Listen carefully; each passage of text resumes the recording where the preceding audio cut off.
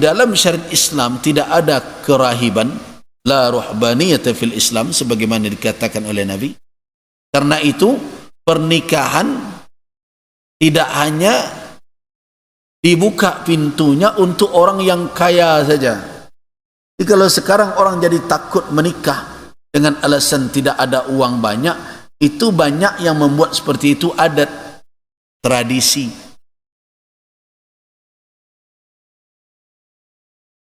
Cuma persoalannya sekarang adat dan tradisi itu menjadi prestise. Oh, apa dan ibu prestise? Menjadi pencitraan. Dengan itu kelas orang diukur dalam strata sosial. Wih, tak tanggung aliknya. Batu, karang bunga 5 kilo. Prestise.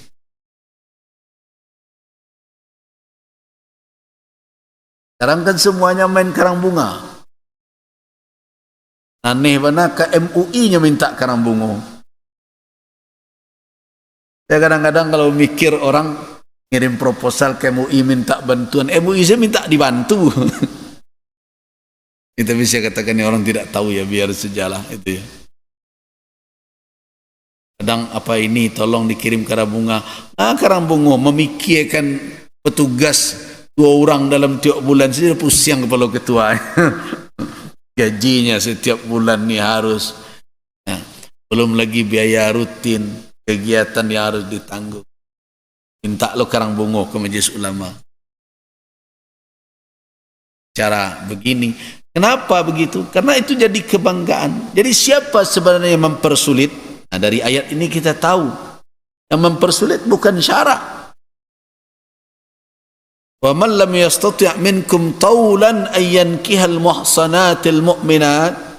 Siapa yang tidak ada kemampuan memberi nafkah, ya, tidak ada kemampuan untuk menafkahi, memikul beban untuk menikahi seorang muhsanat, seorang wanita merdeka. Kenapa wanita merdeka? Jadi nampaknya walau bagaimanapun wanita dengan karakteristik dia hidup di tengah apa? Bukan berarti, jangan dikatakan, wah berarti ayat ini kan menyuruh wanita untuk berkelas pula ini.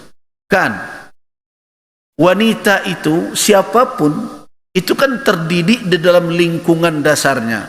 Itu yang perlu diperhatikan. Makanya nanti kita sampai mengkaji tentang kafaah. Pernah mendengar kata sekufu? Tak sekufunya tuh. Apa itu kufu? Yaitu kesetaraan. Siapa yang berhak melihat kesetaraan itu? Pihak perempuan. Ya dulu anak awak jantan tapi kufu lah betong. Tidak tahu kufu itu dilihat siapa yang punya apa itu? Wali dari si wanita. Dengan wanita itu. Kafaah itu merupakan hak dari wali. Kalau yang laki-laki dia memilih. Tunkahul mar'ah li arba'in, kan begitu? Jadi kalau laki-laki dia memilih, wanita dinikahi karena 4 alasan. Kan hadis sahih dalam riwayat Imam Al-Bukhari dari Abi Hurairah radhiyallahu anhu. Yang pertama, limaliha, karena hartanya, kekayaannya. Walihasabiha, status sosialnya, termasuk di situ nasabnya, kedudukan keluarganya, itu hasab namanya. Kemudian yang ketiga, wajamaliha, kecantikannya. Dan yang keempat, lidiniha, fadfar bidzatid din, maka temukanlah wanita yang memiliki agama. Taribat yadak, ibarat kamu bekerja menanam, beruntung tanganmu kalau kamu memperoleh yang seperti itu. Artinya pekerjaanmu akan membuahkan hasil yang baik. Taribat yadak, kamu jadi beruntung. Alasannya 4 itu. Fadhfar, pilih bidzatid din. Ini sebagian orang kadang mengatakan fadhfar bidzatid din ini, pilih saja yang punya agama yang lain. Tidak begitu maknanya. Tidak ada Nabi menyuruh kita seperti itu. Tidak perlu yang lain dipertimbangkan. Pilih sana agama lain itu tidak usah. Tidak begitu. Tapi jangan sampai din tidak menjadi pertimbangan utama. Itu yang dipentingkan. Nah, kalau yang terbaik tentu kampe-ampeknya ada. Ayo yo. Nah,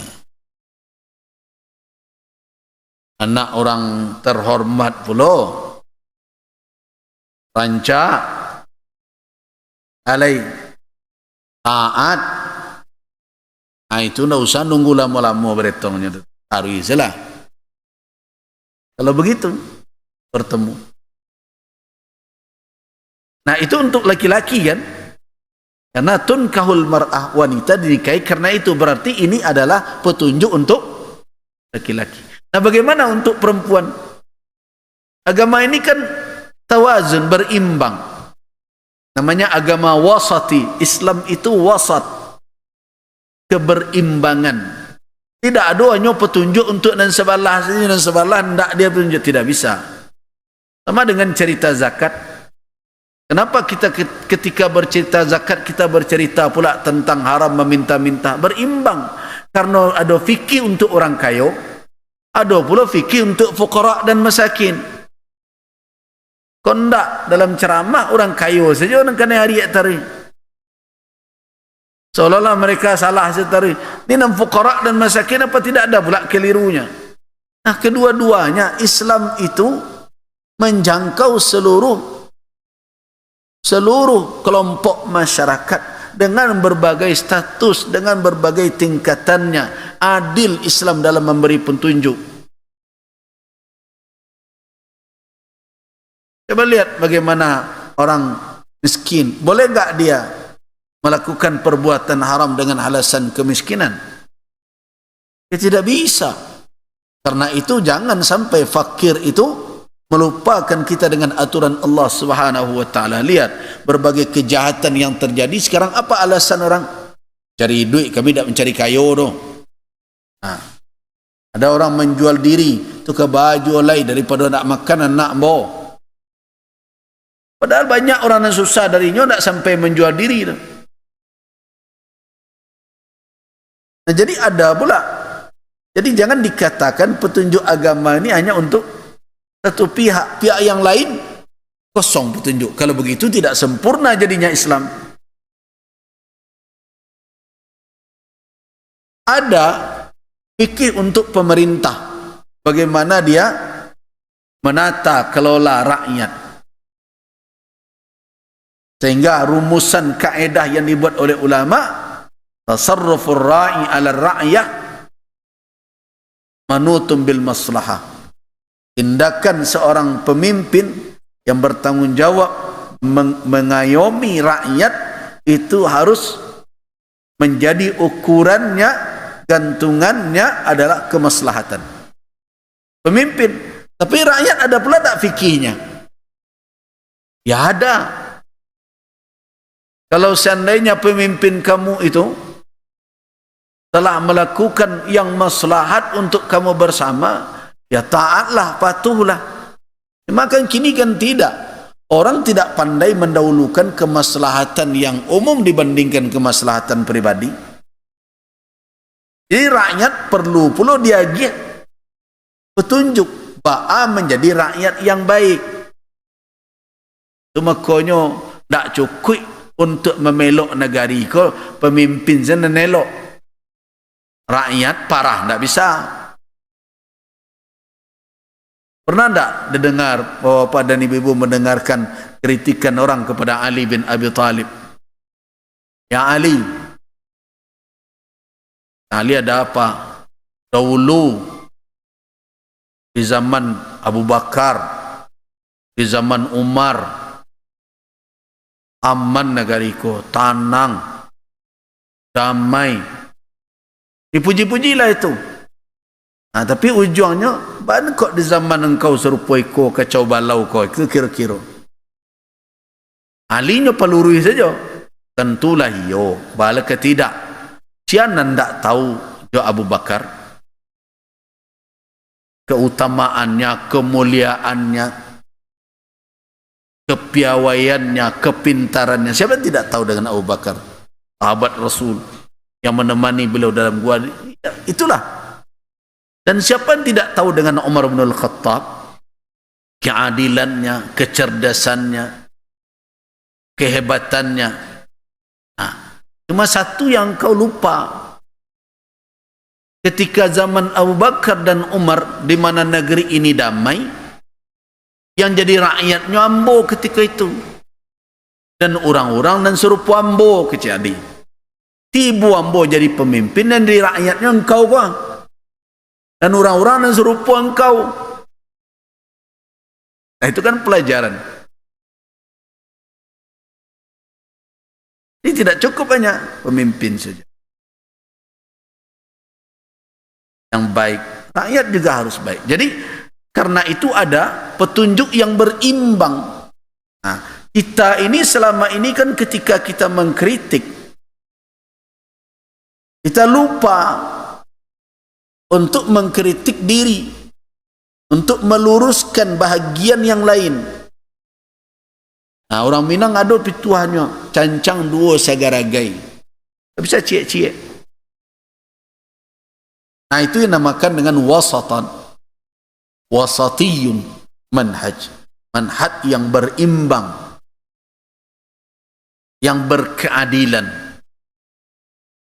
Nah, ketika Islam memberikan petunjuk kepada laki-laki bahawa ada alasan memilih, kemudian pilihlah yang ini, temukan yang begini, tanpa mengabaikan yang lain, kecuali kalau memang tidak ada lagi, ada yang lain tetapi kehilangan din lebih baik. Nah, itu sudah, kalau kecil orang awak, itulah tantak arwah ke buku tersasak padang karimbo namanya. Segala ke dicalik, tak ada nombor tamu tu. Akama berputar mencari jodoh, tak tersuah nak nampik ke tu. Susah lo mencari yang pedusi kayo lai, nak anak surang lo tunggal berbiliang lo lain. Nah, dari itu anak orang terpandang, cantik pula, agamonya tak tangguang, itu sulit menemukan. Nah, kalau tidak juga setelah mencari, ya sudah, utamakan yang punya din.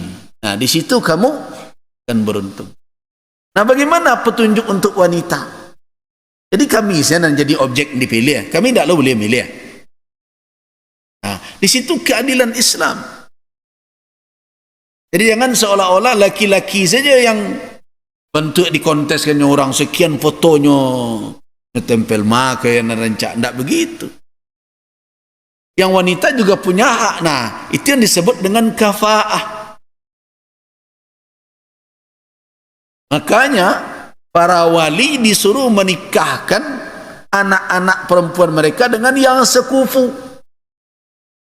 Nah, berarti sekufu ini berada di pihak mana?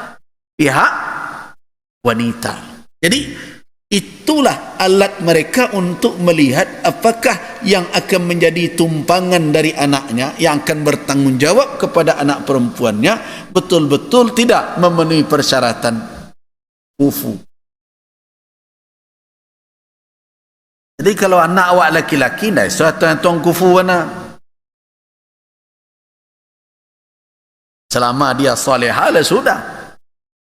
Nah, karena itulah sekufu itu, walaupun ukuran kufu itu yang paling utama tetap din. Tetap din. Bahkan di dalam mazhab Maliki, dinlah standar satu-satunya. Tapi ada mazhab lain mengatakan tidak cukup din. Nah, kembali kita kepada ayat tadi. Kenapa tidak cukup din saja, agama saja?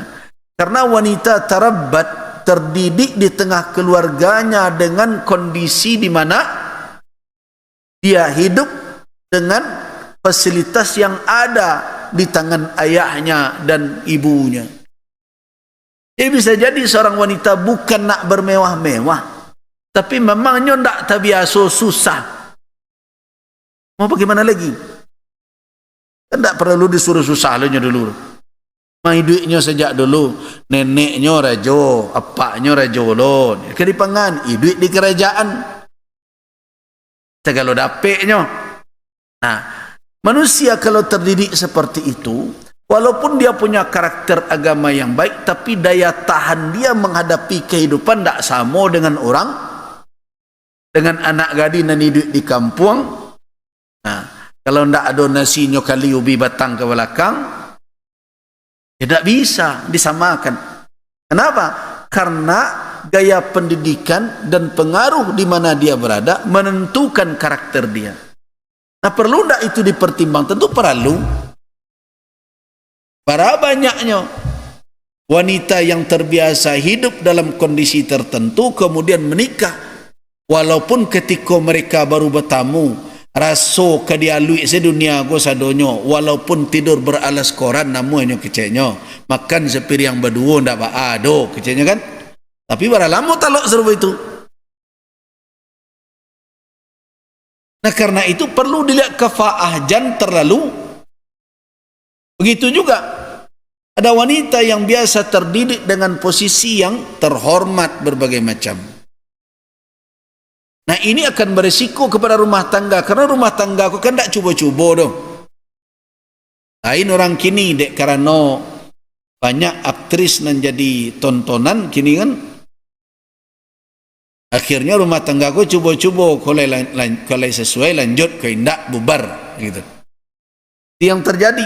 Tetapi kalau orang memang punya wawasan yang cukup dari sisi keislaman membangun rumah tangga, dia menginginkan rumah tangga ini, kalau kece orang Minang bacarai tembilang kau dapat sampai akhir hayat, dan kau dapat dipertemukan kelak di surga Allah Subhanahu wa taala. Yang diinginkan. Nah, karena itu kalau keharmonisan itu tidak mungkin terwujud karena karakter tumbuh berbeda.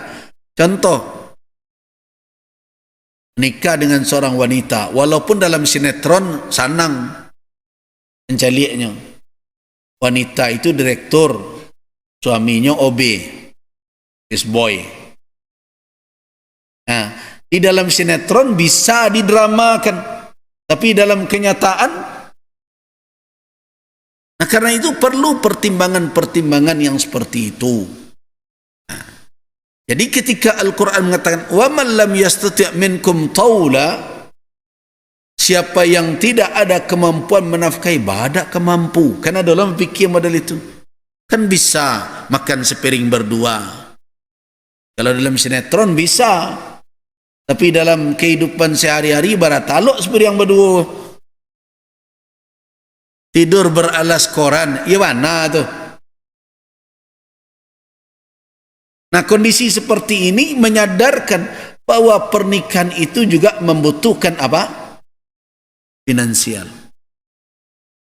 Nah, karena itulah makanya kalau tidak bisa menikahi wanita muhsanat, wanita hurrah, wanita merdeka, karena wanita merdeka ini banyak hal yang menjadi mustalzamat, yang menjadi tuntutan keharusan bagi dia, maka Islam memahami bahwa manusia itu perlu untuk disalurkan hasratnya, syahwatnya, maka diberi pilihan. Mimma malakat aimanukum. Pilih budak. Boleh. Tapi ingat, min fatayatikumul mu'minat. Dari kalangan wanita-wanita yang beriman. Jadi walaupun ada di dalam ayat lain wa ta'amuhum hillul lakum, ta'am ya, makanan orang-orang ahlul kitab itu halal atas kamu,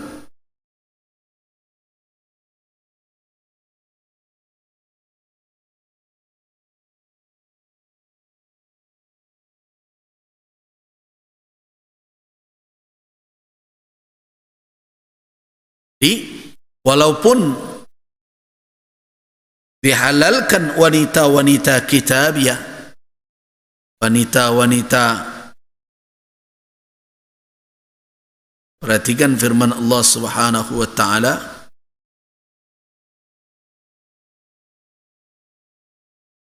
Al-Maidah ayat 5. Al-yawma uhilla lakum at-tayyibat wa ta'amul ladzina utul kitaba hillun lakum wa ta'amukum hillun lahum wal muhsanat minal mu'minat wal muhsanat minal ladzina utul kitab min qablikum. Jadi perhatikan kalimat al-muhsanat, wanita baik-baik,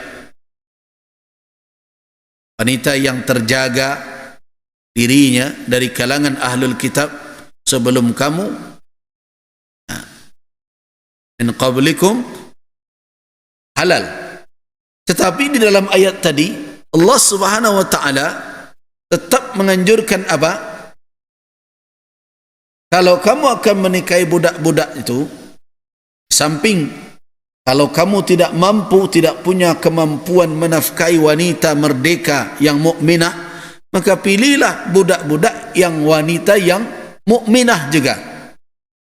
Nah, sedangkan tadi ada ayat dalam surah Al-Maidah, wanita non-muslim dari Kitabiah, dari Nasrani dan Yahudi boleh dinikahi, halal. Tapi Al-Quranul Karim berulang kali mengingatkan bahwa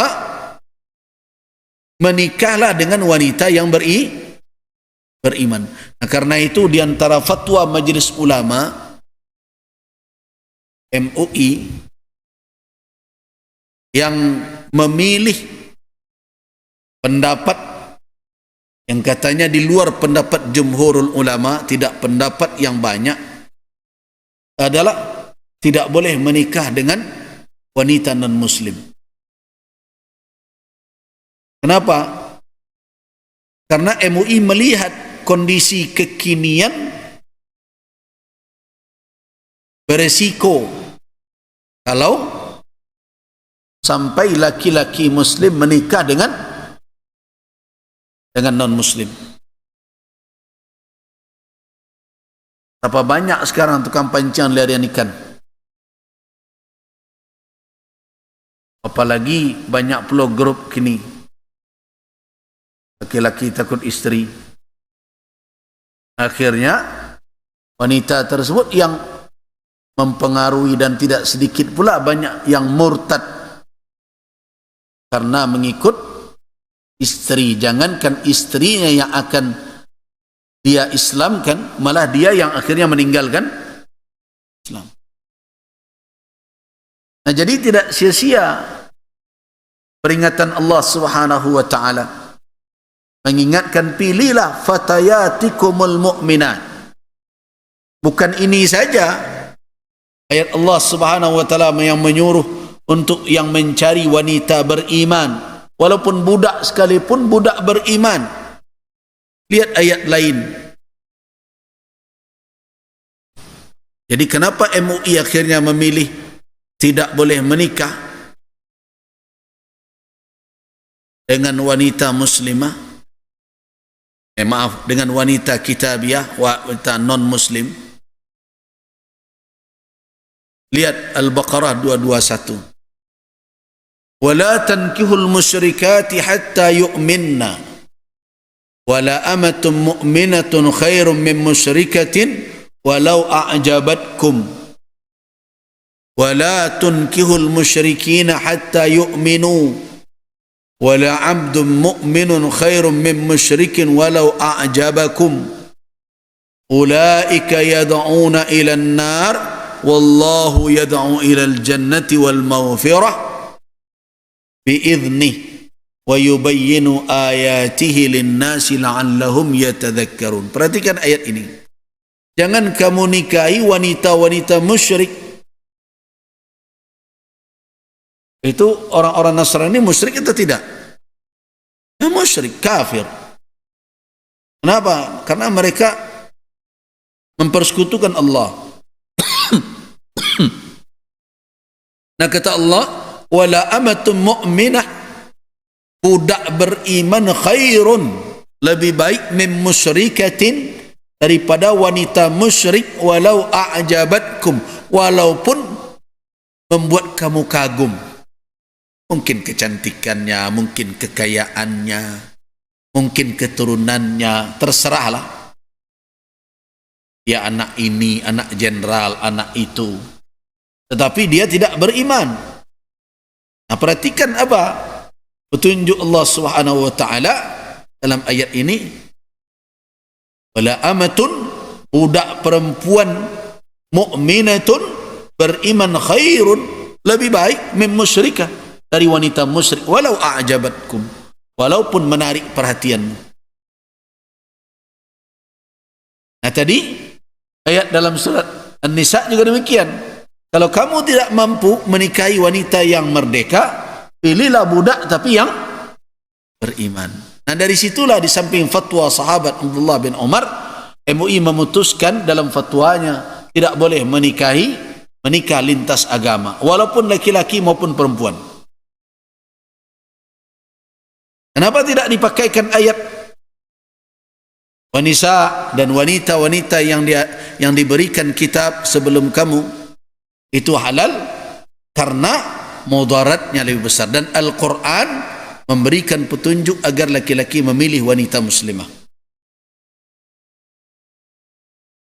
Fakta yang di lapangan, tidak sedikit kemurtadan disebabkan oleh apa? Disebabkan oleh pengaruh pasangan yang non muslim tadi.